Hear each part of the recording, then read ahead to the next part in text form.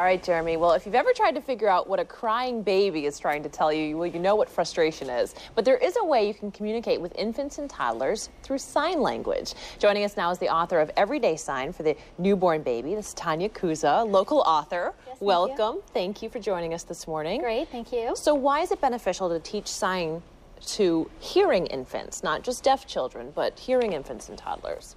Well, it builds your child's confidence. When your child who really wants to communicate to you starts crying, and you as a parent, you really don't know what they want. And then you play the pointing game. Oh, what can I get you? And you take your child around and you'll let them point at things. Or you just bring things to your kids. You give them a milk, you give them your juice, you give them food.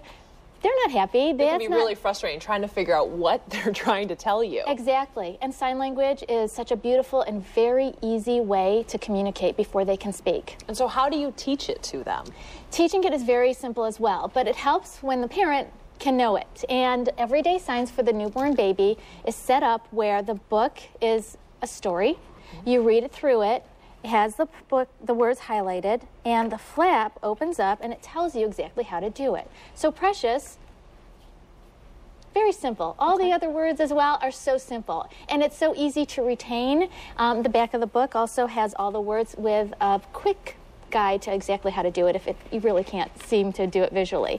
But it's just really easy, and that's why it was made. So parents can really figure this out easily and remember it.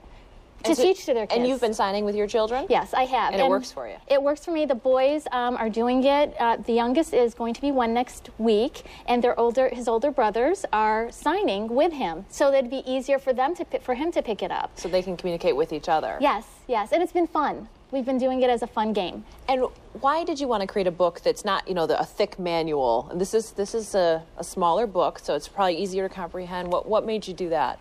Because it was hard to learn through the thick manuals, and I did that as well. When you're a new parent, you learn as much as you could so that you could give your child the best. Well, it was a little difficult, and when the second angel was born, he was a little more difficult, and I really wanted to communicate more with him.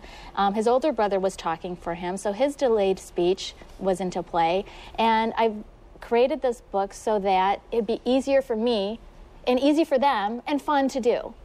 That's the reason why. And where can you buy the book? The books are available at all the local libraries, and if it's not there, parents can request it, as well as local chains of bookstores. But again, if it's not on a shelf, they have access to purchasing it and having it on the shelves. Right. You can also buy it on my site, worldwideweb.inmotionbooks.com. Great. Well, thank you so much, Tanya. I Thank appreciate you coming in and sharing this with us. I know there's a lot of parents out there that would probably love to be able to understand what their babies are trying to tell them. Yes, and they'll have fun doing this. Yeah, it's a very easy read. Thank you so much. Thank you. We appreciate it. Okay. Well, coming up next on Action News, with so many toy recalls, how can you tell which toys are safe